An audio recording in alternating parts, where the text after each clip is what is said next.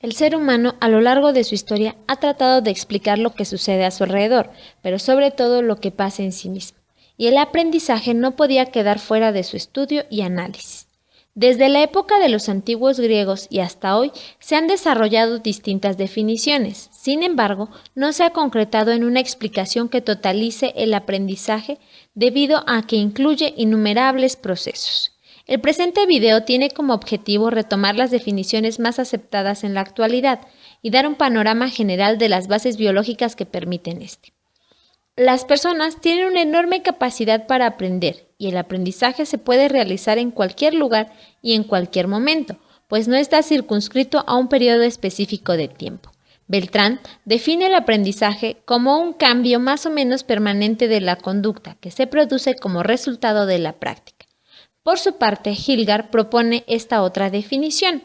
Se entiende por aprendizaje el proceso en virtud del cual una actividad se origina o se cambia a través de la reacción a una situación encontrada, con tal que las características del cambio registrado en la actividad no puedan explicarse con fundamento en las tendencias innatas de respuesta, la maduración o estados transitorios del organismo.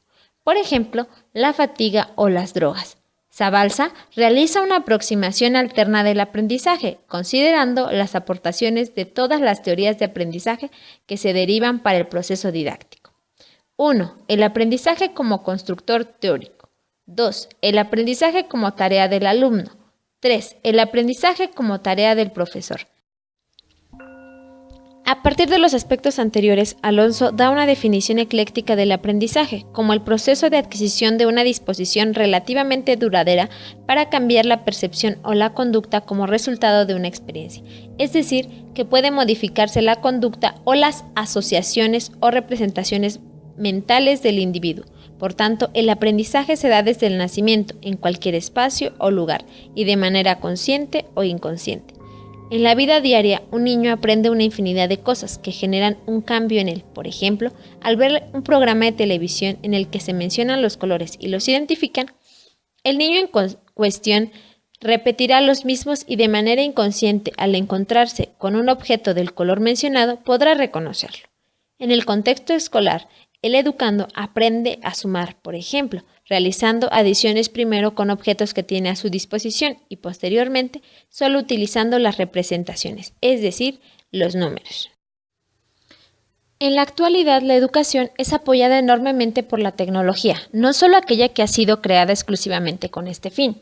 En la medida que la tecnología se ha vuelto más interactiva, ha pasado a ser una herramienta de apoyo didáctico para convertirse en catalizadora de nuevas prácticas en nuevos entornos de aprendizaje. Entre los avances que más han impactado a la educación es el uso de Internet para compartir y buscar información, pero además como una alternativa para el aprendizaje asincrónico y a distancia, con la creación de las plataformas electrónicas que han posibilitado el aprendizaje combinado. No podemos dejar de mencionar las TICs o tecnologías de información y comunicación, que se manifiestan en la educación en dos formas. 1. A través de la generación y uso de materiales educativos mediados por la tecnología. 2. Facilitando la congregación de individuos que desarrollen labores colaborativas de investigación y de generación de conocimiento que finalmente puedan ser traducidas en innovaciones educativas. ¿Cómo se da el aprendizaje en el ser humano? A partir de estudios se ha confirmado que el medio en el que se desarrolla la enseñanza debe ofrecer variedad de estímulos detonadores de aprendizaje, lo que impactará positivamente en el del alumno. Además, debemos considerar al sistema nervioso como la base biológica sobre la que descansa el aprendizaje. Es quien comanda todas las funciones de los demás sistemas y todos los órganos reportan sus acciones, ya sean voluntarias o involuntarias. Las neuronas son las células que conforman el sistema nervioso y se caracterizan por su excitabilidad eléctrica. La función de la neurona es transmitir información en forma de impulsos eléctricos, los cuales viajan en una sola dirección. Se inicia en las dendritas, se concentra en el soma y pasa a lo largo del axón hacia otra neurona. Los impulsos eléctricos pasan entre las neuronas gracias a los neurotransmisores.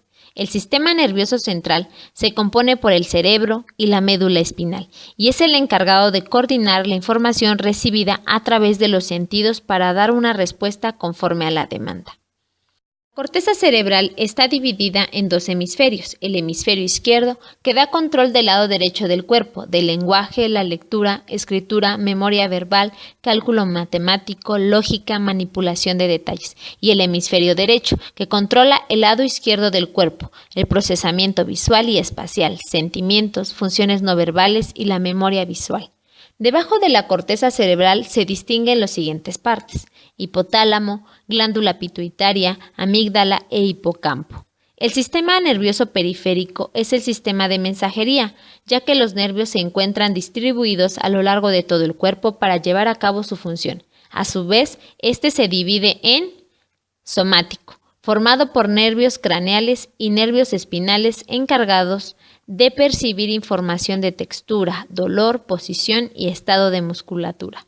Y el autónomo, que es el encargado de regular el funcionamiento de la musculatura lisa, cardíaca, vísceras y glándulas.